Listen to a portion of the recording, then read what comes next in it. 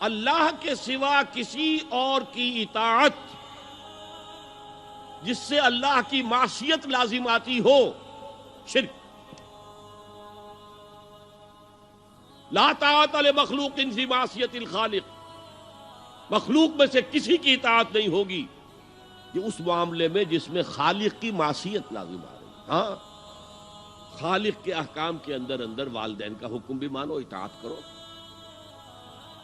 اساتذہ کا حکم مانو، کسی اور کو اپنا لیڈر مانا ہے اس کا حکم مانو، لیکن ناٹ بیونڈ وہ جو سرکل ہے کتاب و سنت کا، اس سے باہر نہیں۔ لا طاعت لمخلوق فی معصیت الخالق، یہ آپ الجبرے کے فارمولے کے طور پر اپنے سامنے رکھیے۔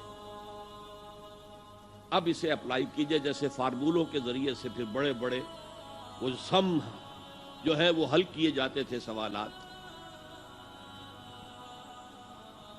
صبح کا وقت ہے، آنکھ بھی کھلی ہے، کوئی اذان کی آواز بھی کان میں آئی ہے، آپ کا نفس کہتا ہے ابھی سو جی۔ آپ نے اپنی چادر یا کمبل کو درست کیا اور کروٹ لی اور سو گئے۔ یہ کیا ہے؟ آپ نے کس کا حکم پیچھے پھینکا اور کس کا حکم مانا؟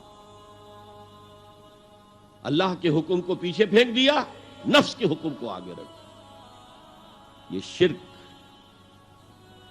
اس شرک کو جاننے والے بہت کم ہیں۔ مولانا روم نے خوب کہا تھا، نفس ما ہم کم ترس فرعون نیست لیکن ایراعون نیست۔ میرا نفس بھی فرعون سے کم نہیں ہے۔ فرعون نے کہا تھا نا، الیس لی ملک مصر وہذہ الانہار تجری من تحتی، کیا اس ملک مصر کی حکومت میری نہیں ہے؟ اور سارا جو یہ آپ پاشی کا نظام ہے، انہار کا نظام ہے، وہ میرے کنٹرول میں نہیں ہے؟ جس کا چاہوں موگا کھلا رکھوں، جس کا چاہوں بند کر دوں۔ یہ تھا خدائی کا دعویٰ، انا ربکم الاعلی۔ تو مولانا روم کہتے ہیں میرا نفس بھی اس سے کمتر نہیں ہے۔ وہ کہتا یہ جسم میرا ہے، اس پر میرا حکم چلے گا، میں نہیں جانتا کون اللہ کون رسول، کیا حرام کیا حلال۔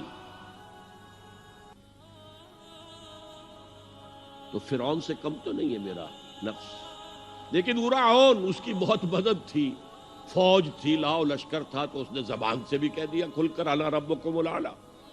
میں مسکین ہوں، غریب ہوں، میرے پاس کوئی طاقت نہیں ہے، میں زبان سے تو کچھ نہیں کہہ سکتا، اندر سے میرا نفس یہی کہتا۔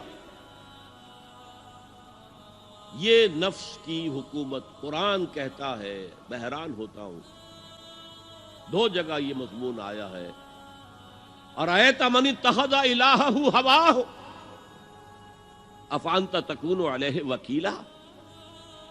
اے نبی تم نے دیکھا اس شخص کو، اس کے حال پر غور کیا جس نے اپنی خواہش نفس کو اپنا الہ بنا لیا ہے۔ اللہ اکبر،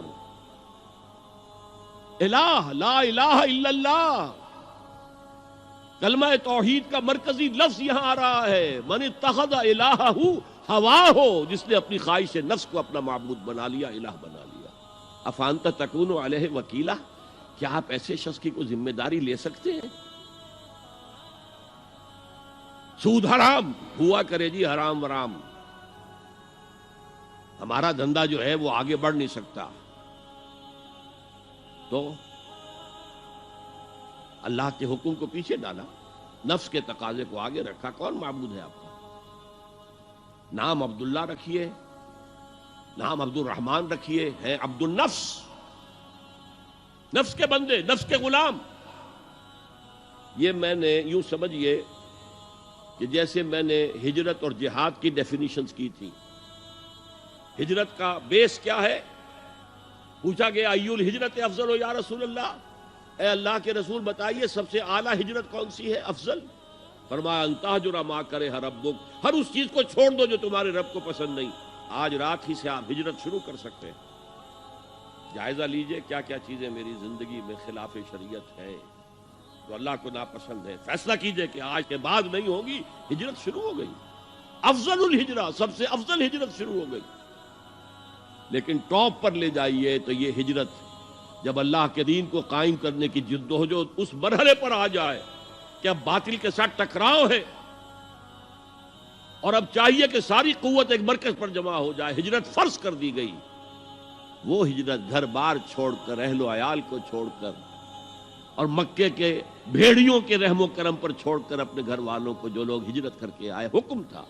ہجرت مدینہ فرض تھی، ہجرت حبشہ فرض نہیں تھی، صرف اجازت تھی کہ جن سے سختیاں نہیں جھیلی جا رہی مزید وہ چلے جائیں۔